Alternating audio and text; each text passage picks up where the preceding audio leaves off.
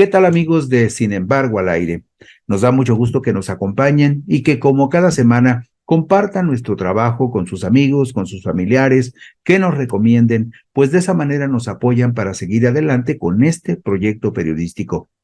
En días recientes se ha recrudecido la confrontación entre el Poder Judicial, la Presidencia de la República y, por supuesto, con los legisladores de Morena, tanto en la Cámara de Diputados como en la Cámara de Senadores. ¿Por qué? Porque hay interferencias que podrían derivar en obstáculos para que Morena tenga la mayoría calificada y también en obstáculos para la calificación de la elección presidencial. Sobre ese tema hablaré con ustedes hoy en mi columna Puntos y Contrapuntos, que dice lo siguiente. Es importante tener siempre presente que la Sala Superior del Tribunal Electoral del Poder Judicial de la Federación y el Pleno de la Suprema Corte de Justicia de la Nación son dos ramas del mismo árbol envenenado, por lo cual es impostergable una enérgica sacudida para que se caigan todos los frutos podridos.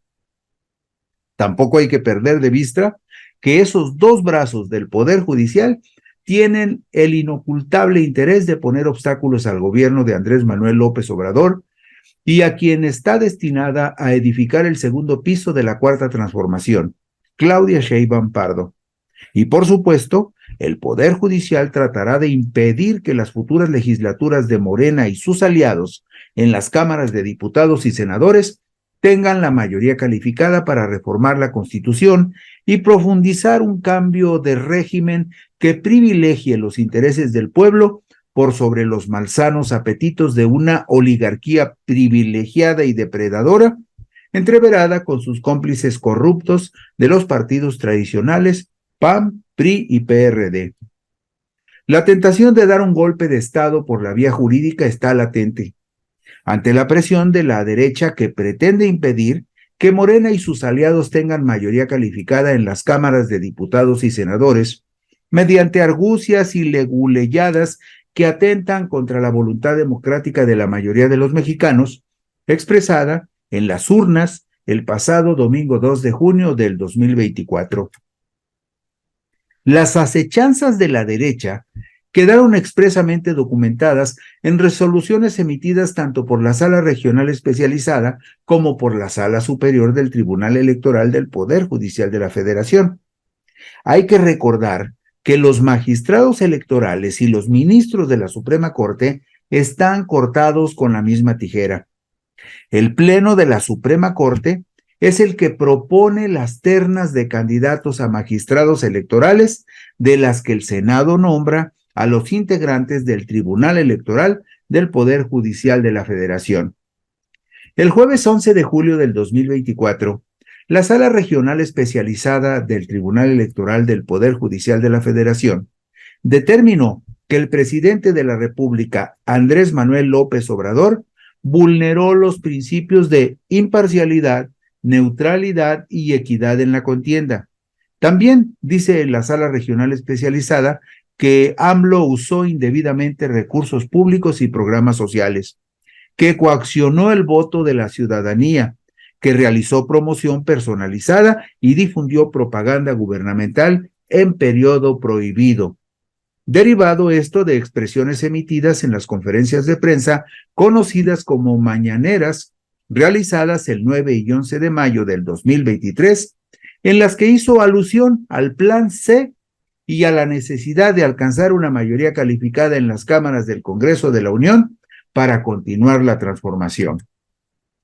Esas manifestaciones, consideró la Sala Regional Especializada en un comunicado oficial, tuvieron impacto electoral, pues se trató de llamados a votar en favor de una opción política y en contra de otra, por lo cual, dice la Sala Regional Especializada, pretendió influir en las preferencias de la ciudadanía. El martes 16 de julio del 2024, respondió la Consejería Jurídica de la Presidencia de la República y denunció que magistrados afines a grupos opositores del actual gobierno usan su cargo para restringir al presidente de la República y al pueblo de México el ejercicio del derecho a la libre manifestación de las ideas, a la información y a la libertad de prensa, con lo cual tratan de impedir el desarrollo del sistema de vida democrático que establece el artículo 3 de la Constitución Política de los Estados Unidos Mexicanos. El gobierno de la República reprochó a la Sala Especializada del Tribunal Electoral Federal que en unas cuantas horas, sin hacer una valoración de las manifestaciones y pruebas rendidas por el presidente Andrés Manuel López Obrador, y únicamente apoyándose en lo que dijeron los quejosos, resuelve, en contra del primer mandatario y de otros servidores públicos, 19 quejas sobre 36 conferencias de prensa matutinas.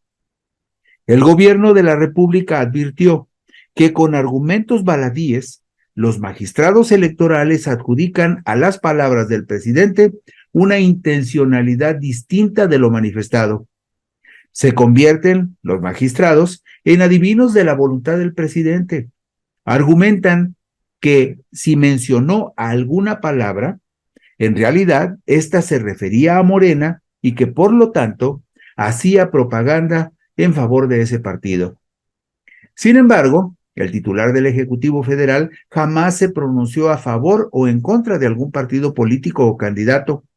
en esas conferencias y solo manifestó libremente sus ideas políticas, derecho que tiene todo ciudadano en un régimen democrático como el nuestro. En sesión pública realizada el jueves 18 de julio del 2024, la Sala Superior del Tribunal Electoral del Poder Judicial de la Federación confirmó los criterios de la Sala Regional Especializada emitidos el jueves 11 de julio del 2024, en los cuales atribuyó responsabilidad al presidente Andrés Manuel López Obrador por presuntamente transgredir principios rectores en materia electoral, debido a comentarios expresados en 3 conferencias mañaneras realizadas en los tiempos en los que el proceso electoral 2024 ya se encontraba en curso. Las tentaciones golpistas del Poder Judicial son inadmisibles. Está al margen de toda lógica que un poder designado, como es el caso de ministros y magistrados, que deben recibir la anuencia y aprobación de la Cámara de Senadores, que ese poder designado pretenda someter y poner de rodillas a 2 poderes electos por la mayoría del pueblo que deposita en ellos su soberanía, como son el Poder Ejecutivo y el Poder Legislativo, que cuentan con el voto directo de los ciudadanos. Los imperativos que impone el artículo 39 constitucional no son simples enunciados, son la esencia misma de la democracia, cuando advierten, sin lugar a equívocos, que la soberanía nacional reside esencial y originariamente en el pueblo, que todo poder público dimana del pueblo y se instituye para beneficio de éste, y que el pueblo tiene en todo tiempo el inalienable derecho de alterar o modificar la forma de su gobierno. Y esa soberanía ni remotamente está depositada en un poder judicial ensoberbecido, cuya designación e integración pasa obligadamente, en el caso de los ministros de la Suprema Corte, por las propuestas que formula el Poder Ejecutivo, en este caso el presidente de la República, que somete a consideración del Senado la aprobación de los integrantes de la Suprema Corte de Justicia de la Nación. La aprobación de los nuevos ministros de la Suprema Corte por parte del Senado de la República tiene sustento en el hecho de que, siendo los senadores representantes de las 32 entidades del país en el Pacto de la Unión, por delegación de la voluntad soberana del pueblo, validan la integración de un tercer poder al servicio de la nación, al que se le confiere la delicada encomienda de interpretar la ley y administrar justicia en favor del pueblo. Está en proceso la asignación de las 200 diputaciones de representación proporcional,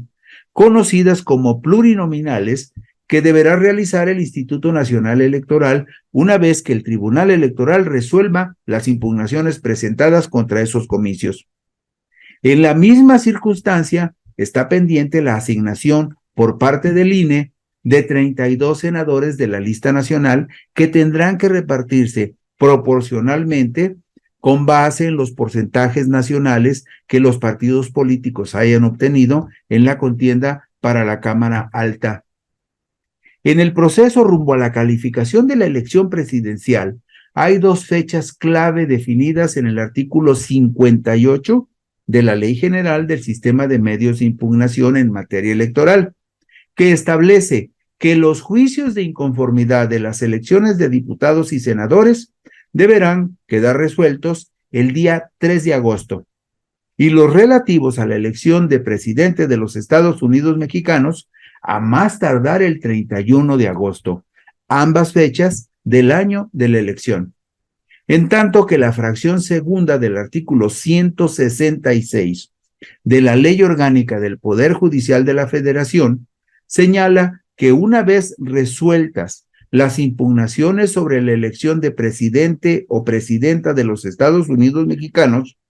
la Sala Superior, a más tardar el 6 de septiembre del año de la elección, realizará el cómputo final, procediendo a formular la declaración de validez de la elección y la de presidenta o presidente electo respecto de la persona candidata que hubiese obtenido el mayor número de votos. El mandato de los mexicanos es muy claro. Aún sin la asignación de los 200 diputados plurinominales y los 32 senadores de la lista nacional, Morena logró en la contienda por los legisladores de mayoría relativa más de los 2/3 de curules y escaños que representarían mayoría calificada.